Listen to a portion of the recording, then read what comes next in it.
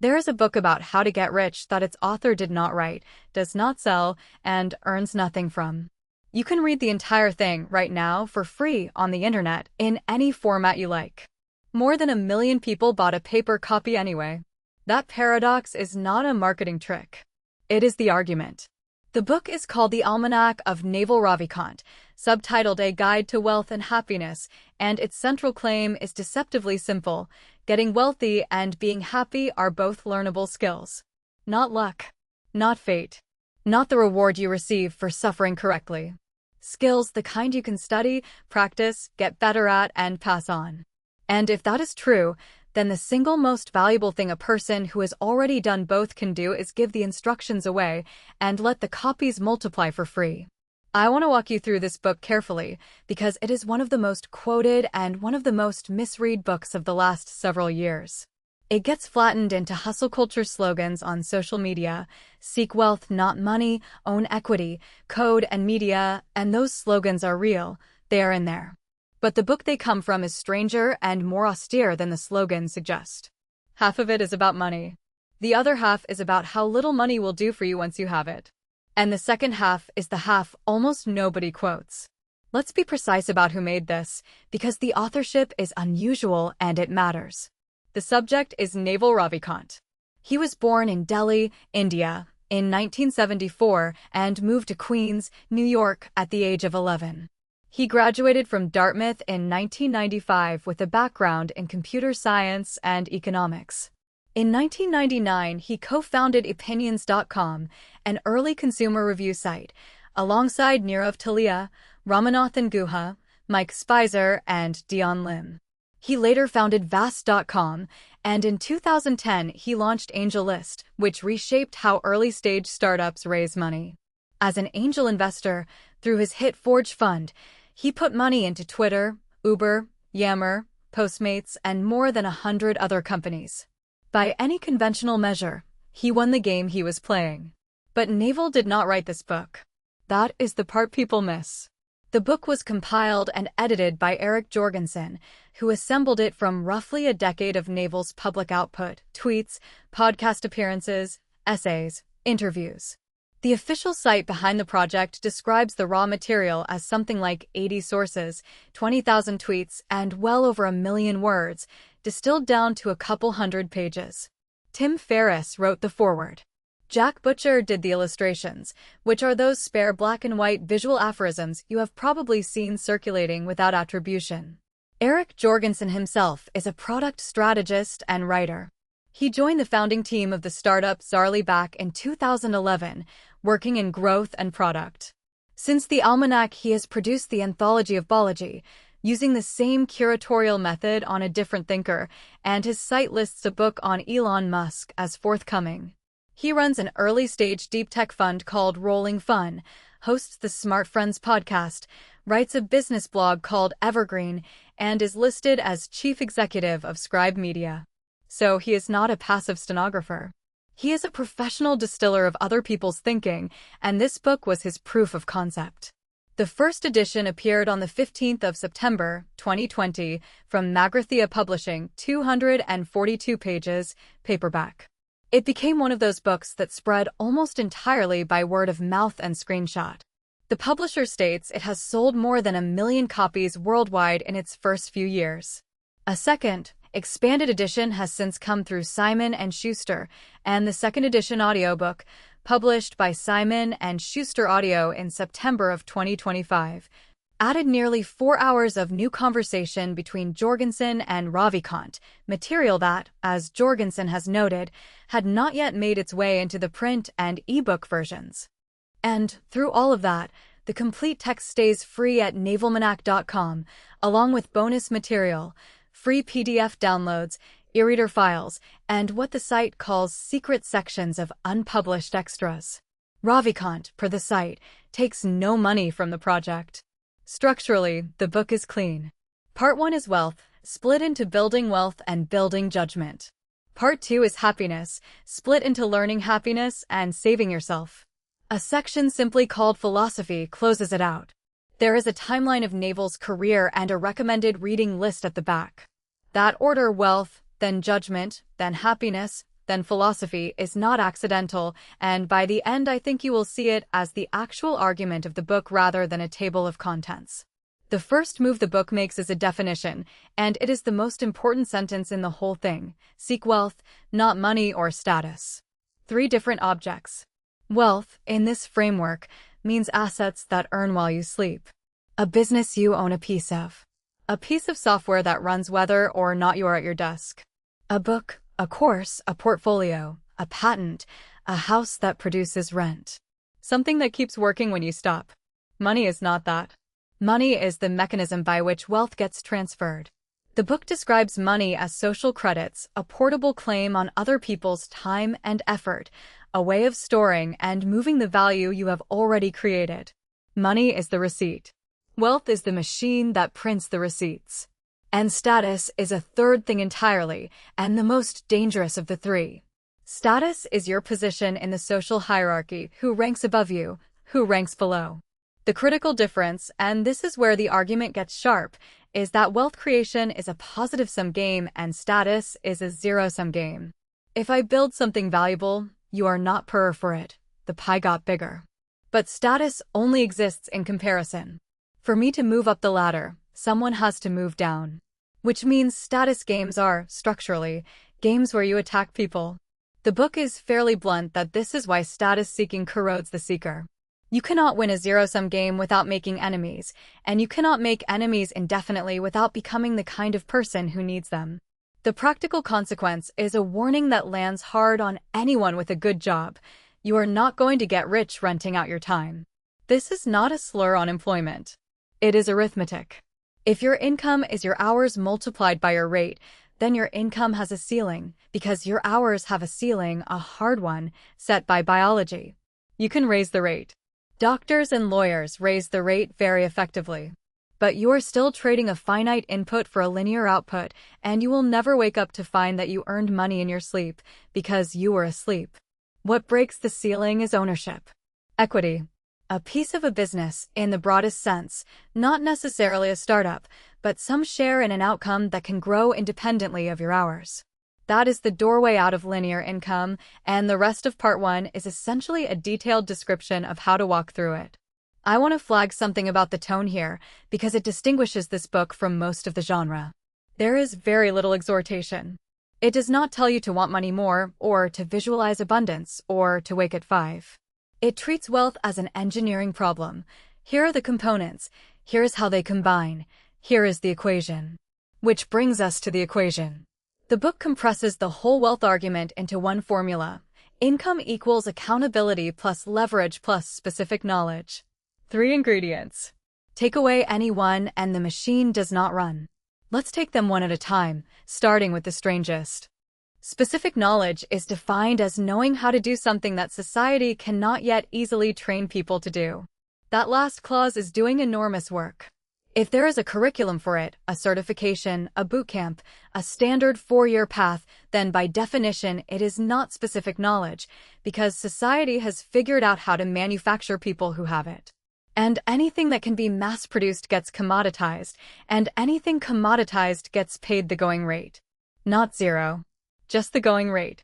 Specific knowledge is the residue. It is the thing you know how to do that cannot be reduced to a syllabus, because it is too tacit, too weird, too dependent on the particular shape of your mind. The book's claim is that it is not taught, it is found, and the way you find it is by following genuine curiosity rather than whatever the market currently rewards. Not because curiosity is virtuous, but because curiosity is the only reliable signal you have that you are in territory where you will outwork everyone without noticing that you are working. There is an elegant argument underneath this. If you pursue something because it is hot, you are, by construction, in a crowd. The compensation may be high today, but you are competing against everyone else who read the same trend piece, and you are competing on effort and willpower, which means you will lose to whoever happens to genuinely love it. Whereas if you pursue the thing you cannot stop thinking about, you have almost no competition, because nobody else has your exact combination of obsessions. The book puts this as escaping competition through authenticity. Nobody can compete with you at being you. It sounds like a greeting card until you notice it is actually a strategy for market positioning. The tests the book offers for spotting your own specific knowledge are worth sitting with. It is often something that felt like play to you, but looked like work to everyone else. It is the thing people come to you for without being told to. It is the subject where you read the technical material for fun. It sits at the edge of knowledge, where formal training has not caught up. It frequently looks, from the outside, like an unemployable hobby, right up until leverage gets applied to it. Two skills get singled out as force multipliers on almost any specific knowledge: learn to sell and learn to build. Build means make something people want: write code, design, engineer, produce. Sell means persuade, distribute, recruit, raise, market. The book's line is that if you can do both, you will be unstoppable, and I think the reason is combinatorial rather than motivational. Most people are one or the other, and the two populations barely talk to each other. Standing in the overlap makes you rare without requiring you to be the best in the world at either one. The second ingredient is accountability, and it is the one people quietly skip. Accountability means taking business risk under your own name. Putting your reputation on the line so that if the thing works, everyone knows it was you, and if it fails, everyone also knows it was you. That symmetry is the whole point. Society rewards accountability with outsized returns precisely because most people will not accept the downside. Think about what an anonymous, unaccountable role actually is. It is a hedge. You have traded upside for safety. Nobody will blame you personally when the project fails, but nobody will credit you personally when it succeeds either. That is a perfectly rational trade, and most of the economy is built on it. But the book is clear-eyed that you cannot make that trade and also expect asymmetric returns, because the returns are the price society pays for someone being willing to be blamed. The mechanism is leverage over a reputation. When you attach your name to your work over years, you accumulate credibility, and credibility is what lets other people hand you larger and larger amounts of resources, capital, talent, attention, without having to verify you from scratch each time. That accumulated trust is an asset. It is arguably the most valuable asset most people can build, and unlike equity in a single company, it travels with you. There is a real cost here, and the book does not fully price it. Accountability in public, in the era of permanent searchable records, means your failures are also permanent and searchable. That is a heavier tax than it was a generation ago. But the underlying logic holds. The person who says, "I will own this outcome," gets paid differently from the person who says, "I contributed to a team effort," and the difference is not fairness, it is risk transfer. Now the third ingredient, and the one that changed how a generation of people thought about careers. Leverage is force multiplication. It is what determines whether your good judgment produces a small result or an enormous one. The book identifies three kinds, and the taxonomy is the single most useful idea in the entire text. The oldest form is labor. Other human beings working for you. This is the leverage of every kingdom, army, and corporation in history, and it still works, but the book is notably cool on it. Managing people is difficult, it requires constant attention, it does not scale gracefully, and, crucially, it requires permission. People have to agree to follow you. The second form is capital. Money, deployed to multiply your decisions. This is more scalable than labor, and it is how most modern fortunes have compounded. But capital also requires permission. Someone with money has to decide to give you theirs. Based on a track record you can only build if someone gave you capital earlier. It is a gated ladder, and the gatekeepers are exactly who you would expect. And then there is the third kind, which the book calls permissionless leverage, code and media. Products with no marginal cost of replication. Software you write once that runs 1,000,000 times. A recording, a piece of writing, a video, a design, made once, copied infinitely, at essentially zero cost, without anyone's approval. Sit with the word permissionless. You do not need to be hired. You do not need funding. You do not need a boss to promote you, an investor to believe you, or a publisher to select you. You need a laptop and a connection and something worth saying or building. The book describes the computer as the most powerful creativity tool and force multiplier that human beings have invented since the stone axe, and the comparison is not hyperbole so much as a claim about category. The axe multiplied muscle. The computer multiplies judgment. A single good decision encoded can execute 1 billion times.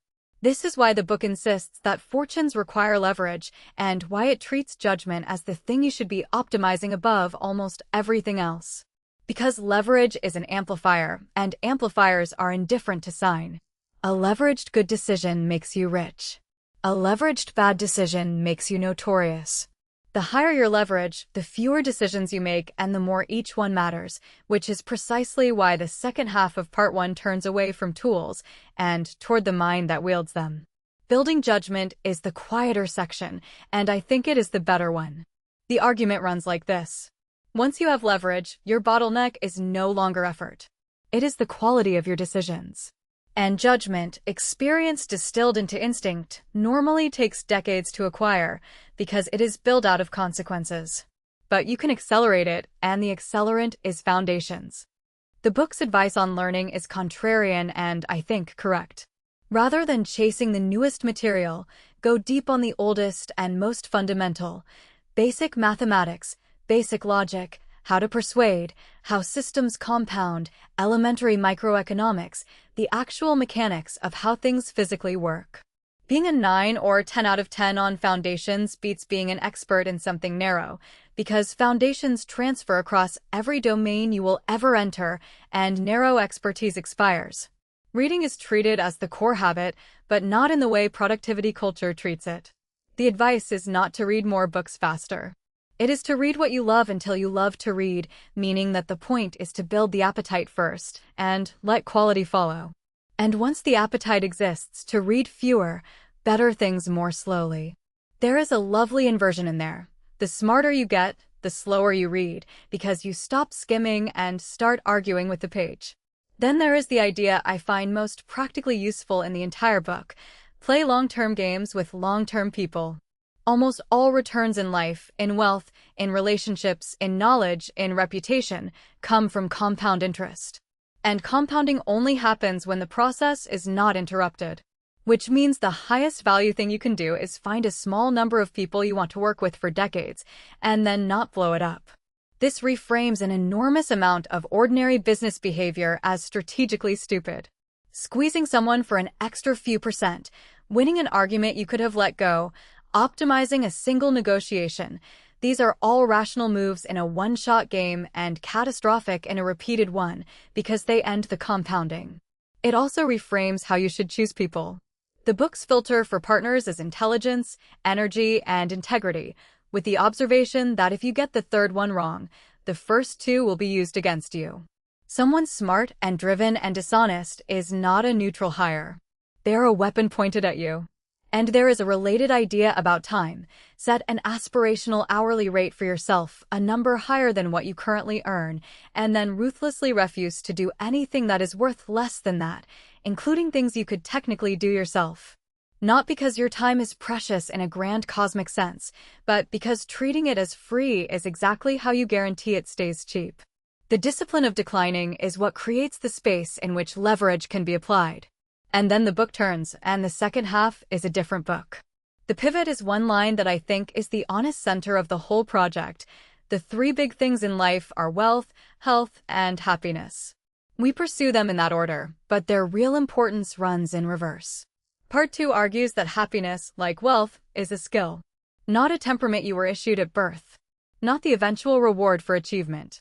A trainable capacity built out of 3 components: what you pay attention to, how much you want, and how you choose to interpret what happens to you.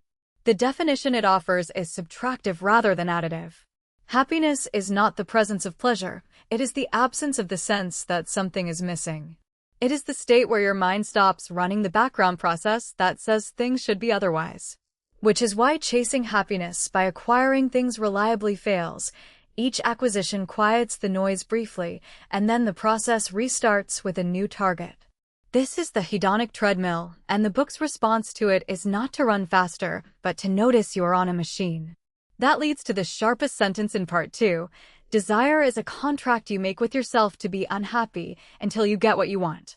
Read that again, because it is not anti-ambition. It is a costing exercise. Every desire you take on is a commitment to a specific quantity of suffering, sustained for however long it takes to satisfy it. That may be a fantastic trade. Some things are worth years of dissatisfaction. But the book's point is that most people never treat it as a trade at all. They accumulate desires unconsciously, absorbing them from advertising, from peers, from social media, and then wonder why contentment keeps receding.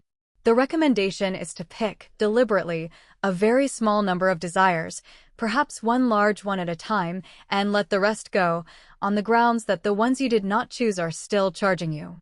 Alongside this sits a claim about interpretation. Events arrive without meaning attached. The story you tell about an event, this is a disaster, this is a setback, this is a lesson, this is neutral, is authored by you, and it is the story, not the event, that determines how it feels. The book is careful to note this is a skill you practice rather than a switch you flip, and that most of us have spent decades practicing the opposite. The tools it recommends for practice are unglamorous and mostly ancient. Meditation, described memorably as intermittent fasting for the mind, not a technique for achieving states, but a period of doing nothing in which the mind's accumulated backlog gets processed. Time in nature. Real exercise. Sleep protected as seriously as any meeting. And a reduction in inputs generally, on the reasoning that a mind fed a constant stream of outrage and comparison will produce exactly the thoughts you would predict. There is a stoic spine running through all of this, and the book's reading list is honest about its sources: Seneca, the Buddhist and Advaita traditions, Krishnamurti, alongside more modern thinkers like David Deutsch and Nassim Taleb. The synthesis is not original philosophy. It is a working translation of very old ideas into the vocabulary of a person who reads Hacker News. The final section before the philosophy is called Saving Yourself, and it contains the passage that I suspect is the reason this book actually changes people's behavior. The argument is a chain of demolitions. Doctors will not make you healthy. Nutritionists will not make you slim. Teachers will not make you smart. Gurus will not make you calm. Mentors will not make you rich. Trainers will not make you fit. Every one of these people can give you information, and none of them can give you the outcome, because the outcome is produced by thousands of small decisions you make alone, unobserved, when it is inconvenient. This is not a dismissal of expertise. It is a correction to a specific modern error, outsourcing responsibility to a professional and mistaking the transaction for progress. Hiring a trainer is not fitness. Buying the book is not knowledge. Listening to this narration, I should say plainly, is not the same as doing anything. The practical content of this section is deliberately boring, and I think that is the point. On health, sleep is the top priority, and most people are lying to themselves about theirs. Diet matters more than exercise, and the single highest leverage change is cutting sugar. Move your body daily, without negotiation. On mind, build the habit of noticing what your attention is doing. On relationships, avoid people who generate conflict as a mode of being, because the first rule of handling conflict is to not spend your life around people who are constantly in it. And there is a memorable line about traps. The 3 hardest addictions to break are heroin, carbohydrates, and a monthly salary. The joke has a real argument inside it. A salary is engineered to be exactly comfortable enough that leaving it always feels irrational, and the mechanism of dependence is identical to any other, the regular dose that makes the underlying condition invisible. The section on retirement reframes it entirely. Retirement, in this book, is not an age or an amount. It is the state in which you stop sacrificing today for an imaginary tomorrow.